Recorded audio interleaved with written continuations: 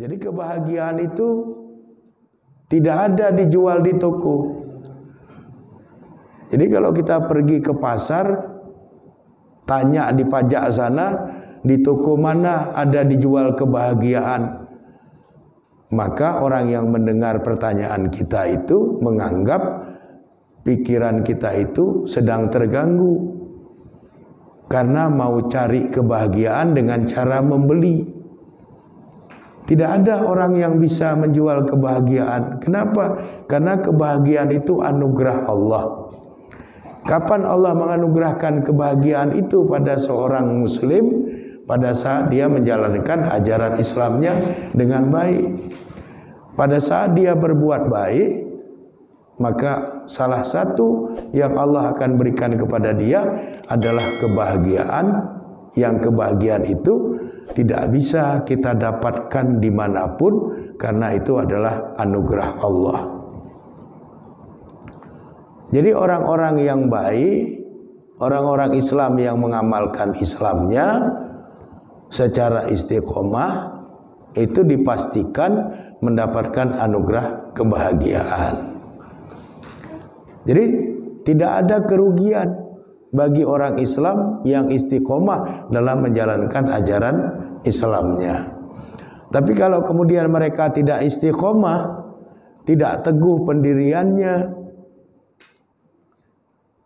maka akibatnya Allah akan masukkan mereka ke dalam azab yang berat, azab yang menyakitkan, azaban so'ada, azab yang menyempitkan, yang menyesakkan dada.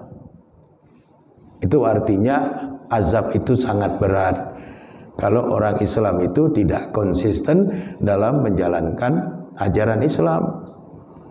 Disuruh sholat 5 waktu yang wajib tidak sholat, disuruh baca Quran tidak mau baca Quran, disuruh zikir supaya mendapatkan ketenangan dalam hidup tidak mau berzikir, disuruh berselawat kepada Nabi supaya nanti mendapatkan syafaatul kubra dari Nabi, itu juga tidak dilakukan.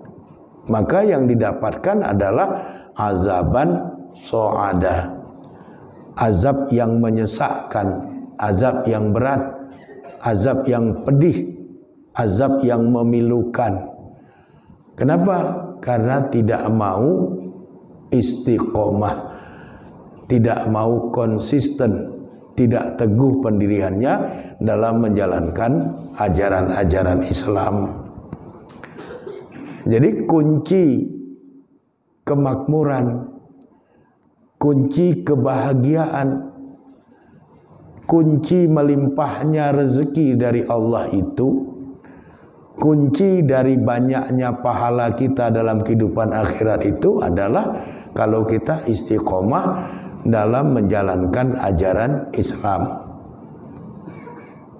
Jadi kalau ada orang Islam tidak istiqomah dalam menjalankan ajaran Islam, maka itu sebenarnya sesuatu yang aneh. Bagaimana mungkin orang Islam itu tidak istiqomah dengan ajaran Islamnya? Meskipun hal itu terkadang terjadi di dalam kehidupan para hamba di alam dunia ini. Banyak hamba-hamba Allah yang beragama Islam tapi kemudian tidak istiqomah, tidak konsisten dalam menjalankan ajaran Islam. Disuruh sholat tidak mau sholat, disuruh berbuat baik tidak mau berbuat baik, disuruh baca Quran nggak mau baca Quran. Sehingga antara Islam sebagai agama yang dianutnya dengan perilaku nyata dalam kehidupan sehari-hari itu tidak sinkron. Waktu kita lihat KTP-nya Islam, waktu kita lihat kelakuannya sedikit pun tidak mencerminkan kalau dia orang Islam. Waktunya sholat dia nggak sholat, lihat KTP-nya Islam. Ini kan nggak cocok antara KTP-nya sebagai orang Islam dengan tidak tersentuh hatinya mendengar panggilan sholat. Lihat KTP-nya orang Islam, tapi perilaku dalam kehidupan sehari-harinya semuanya maksiat, semuanya mendurhakai Allah. Tidak ada kebaikan yang dia lakukan. Ini artinya kan dia tidak konsisten terhadap ajaran agamanya. Sedangkan Allah menginginkan kalau kita itu sudah Islam, maka istiqomahlah dalam menjalankan ajaran Islam itu. Karena dengan demikian kita diuntungkan. Dan kalau kita tidak istiqomah menjalankan ajaran Islam, sedangkan kita seorang muslim, seorang muslimat, maka sanksinya juga berat. Langsung-langsung Allah menyebutkan azaban so'adan, azab yang menyesakkan dada. Itu artinya berat sekali azab itu.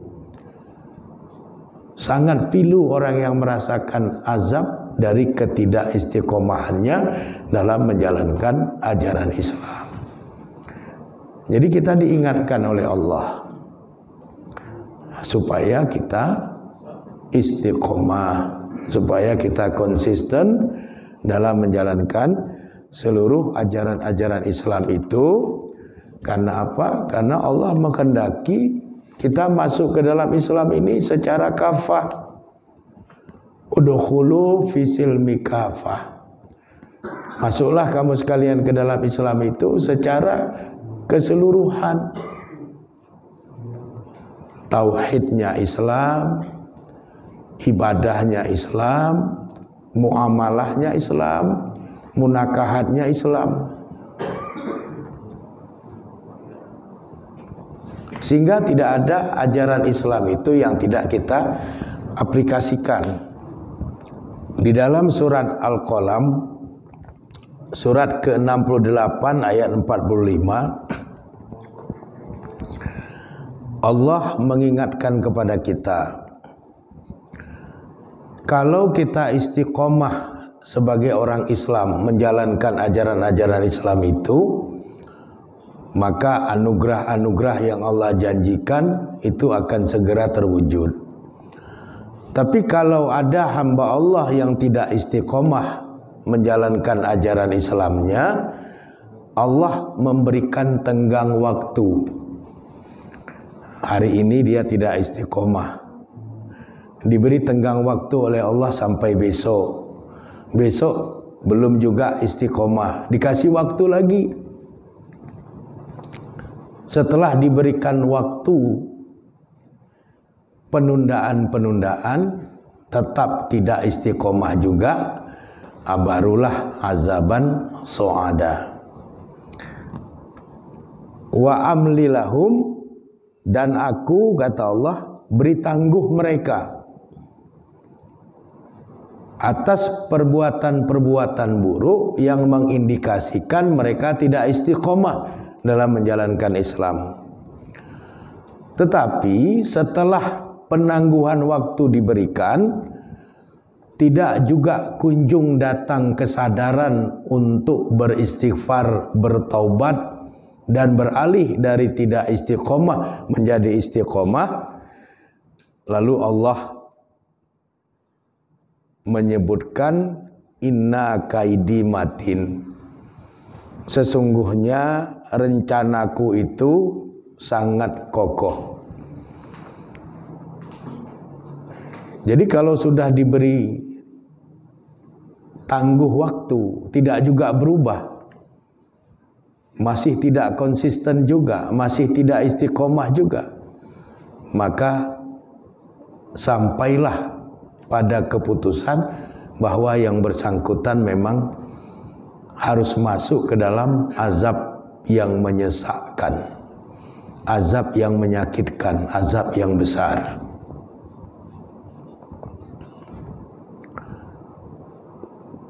Kenapa dalam realitas kehidupan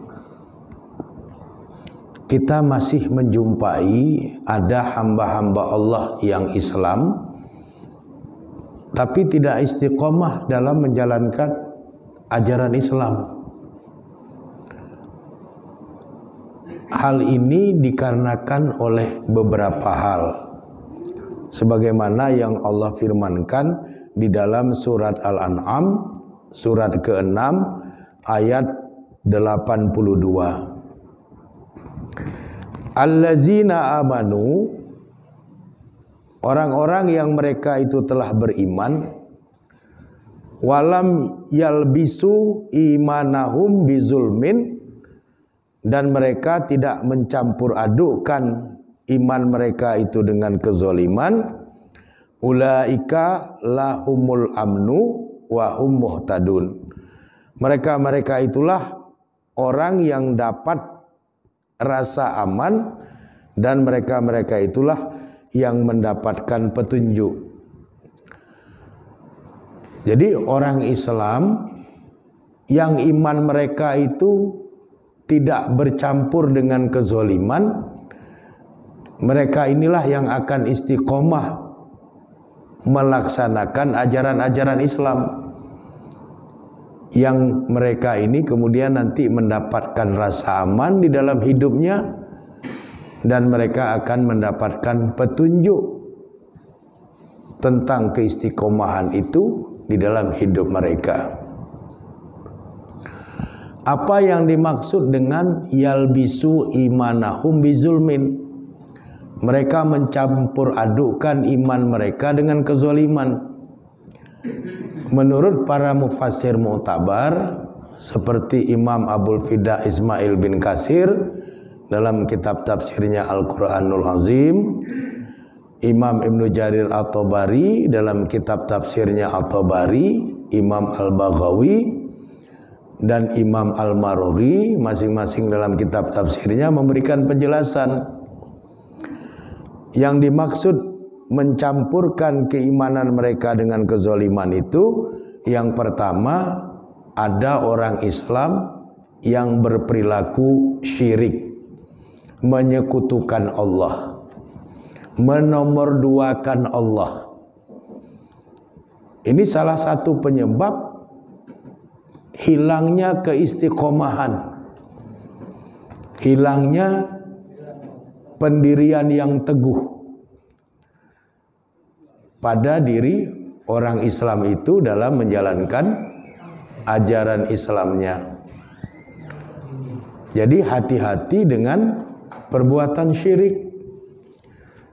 Sebagai orang Islam, kita harus menghindari perbuatan syirik, perbuatan menyekutukan Allah, perbuatan menomorduakan Allah.